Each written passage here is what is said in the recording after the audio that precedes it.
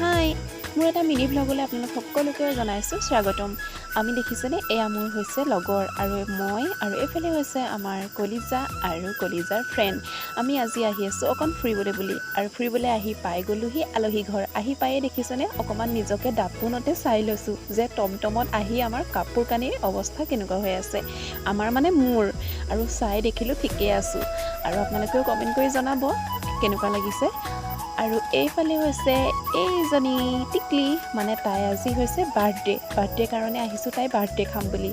এয়া তাই জেঠায়েক আৰু আহি পায়ে তাইক একদম ফটো এখন তুলিবৰ কাৰণে ইমান জোৰ কৰিছোঁ, কিন্তু তাই যে কেমেৰাতে নাহে দেখিছেনে, জোৰ জবস্তি যেনে তেনে হাই বুলি ক'লে আৰু এতিয়া সময় হৈছে কেক কটাৰ। আহি পায়ে চাহ প্ৰসাদ পায়স কিবাকিবি খালোঁ, কিন্তু ভিডিঅ' কৰিবলৈহে নহ'লে।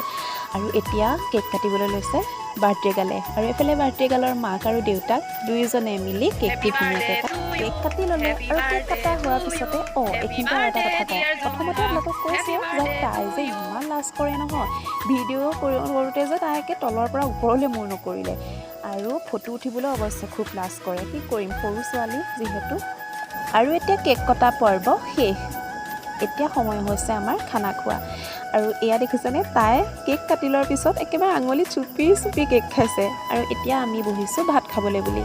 এয়া আমি গোটেইকেইজনী একেলগে এতিয়া ভাত খাবলৈ বহিছোঁ। আৰু ভাতৰ লগত আইটেম আছিলে চিকেন, কণী চপ, দালি, পদিনা চাটনি, বুটৰ চাটনি আৰু এখন ড্ৰাই চব্জি। আৰু এতিয়াও বেছি দেৰি নকৰি খাবলৈ লওঁ মই ভাত। তেতিয়াহ'লে আজিলৈ আহোঁ, বাই বাই।